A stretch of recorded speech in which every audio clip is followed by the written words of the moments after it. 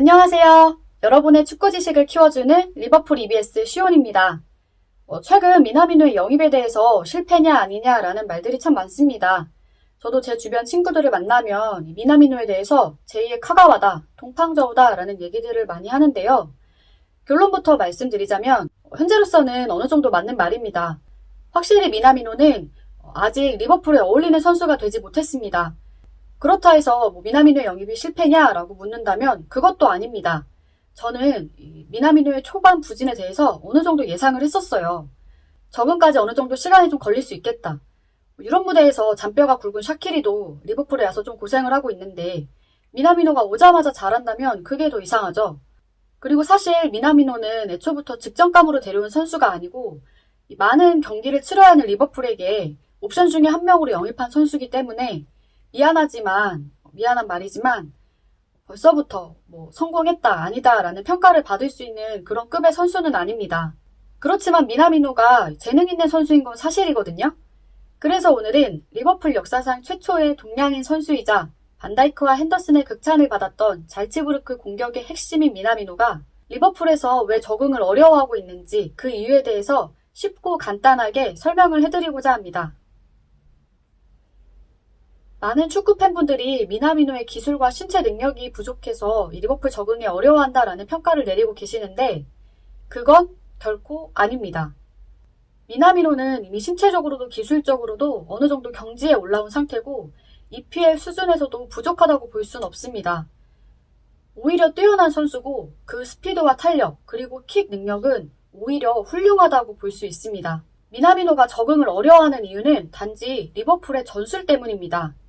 현대축구의 메인 메타로 불리고 있는 전술은 후방 빌드업, 전방 압박입니다.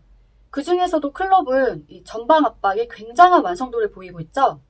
클럽은 리버풀의 주전 공격수 마누라 중 살라를 제외한 두 선수, 마네와 피르미누에게 적극적으로 수비 가담할 것을 주문합니다. 살라도 물론 수비 가담을 잘하는 편이지만 두 선수에 비해선 아니죠. 애초에 살라는 상대 수비수가 전진하지 못하도록 견제하는 역할을 맡았기 때문에 수비 가담을 마네와 피르미누만큼 할 수가 없습니다. 그리고 리버풀이 이번 시즌 최소 실점으로 달리고 있는 이유는 이 마누라 라인 때문인데 실제로 리버풀의 양쪽 풀백 아놀드와 로버트슨이 각각 24개, 21개의 태클을 성공하는 동안 공격수 피르미누가 14개, 마네가 21개의 태클을 성공했습니다. 이런 태클의 개수를 가지고 있는 공격수는 전 세계 어디를 뒤져봐도 없습니다. 클럽이 최전방 압박에 얼마나 공을 들이고 훈련을 했는지 보여주는 단적인 예죠. 그러면서도 피르미누와 마네가 공격 기여도가 낮은 게 아니거든요. 이 마네와 피르미누는 굉장히 지능적인 선수고 또 클럽의 전술을 정확하게 이해하고 소화할 수 있는 선수들입니다. 그런데 아쉽게도 미나미노는 그런 유형의 선수는 아닙니다. 유형이 아니고 전혀 그런 경험이 없습니다. 어렸을 때부터 일본의 특급 유망주로 구분됐던 미나미노는 타고난 신체 능력으로 상대를 제압하는 유형의 선수였어요.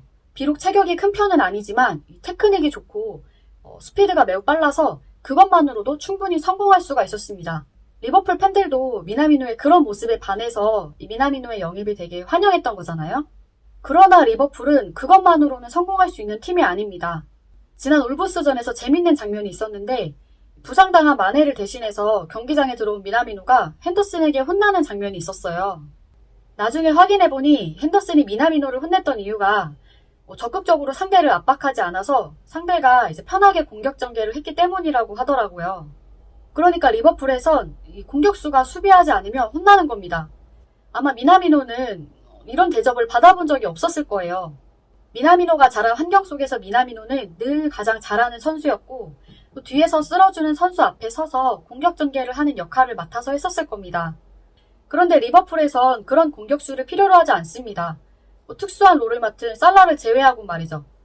근데 솔직히 살라도 수비 가담을 안 하는 선수는 아니죠. 리버풀 팬이시라면 또 그런 장면들을 보셨을 텐데 살라가 하프라인 끝까지 밑에까지 내려와서 수비하는 장면들을 보셨을 거예요. 마네 피르미노에 비해서 적다는 거지 살라조차도 적극적으로 수비를 가담하는 팀이 바로 리버풀입니다. 특히 마네는 칭찬을 안 할 수가 없는 게 이번 시즌 마네가 11골 6개의 도움을 했거든요. 그런데 태클이 21개로 공격 포인트보다 훨씬 많습니다. 유럽 전체를 뒤져봐도 이 공격 포인트보다 태클이 더 많은 공격수를 찾아보긴 어려울 거예요. 이게 정말 대단한 기록인데 아마 미나미노는 이런 상황이 아마 낯설고 어려울 겁니다. 우리나라 해축 팬분들은 실바나 로시츠키 같은 마법사, 축구도사들이 사라져가는 건 아쉬워하면서 이렇게 마르고 날렵한 유형의 선수들이 좀 부진하면 무조건 벌크업하라고 하죠. 미나미노는 이미 신체적으로 완성됐습니다. 미나미노가 벌크업하면 완전 망해요. 그럴 거면 애초에 아다마를 샀어야죠. 미나미노에게 필요한 건 시간과 훈련, 그리고 경험입니다. 다행히 리버풀은 미나미노에게 성공을 잔뜩 가져다 줄 수 있는 힘이 있는 팀이고 미나미노는 리버풀에서 많은 경험을 쌓게 될 겁니다. 남은 건 이제 본인의 노력뿐이죠. 미나미노가 클럽 전술에 적응하게 되면 샤키리, 오리기? 저는 미나미노가 경쟁해볼만 하다고 봐요. 그렇다고 해서 주전급 선수가 되는 날이 올 것 같진 않지만 좋은 교체 자원 정도로 중용될 수 있을 거라고 생각합니다. 여름에 하베르츠 오면 좋겠다. 네, 오늘 준비한 영상은 여기까지입니다. 가시는 길에 구독, 좋아요, 알람 설정은 필수입니다. 그리고 많은 댓글은 시온이에게 힘이 되니까요. 많은 관심과 댓글 부탁드릴게요. 안녕!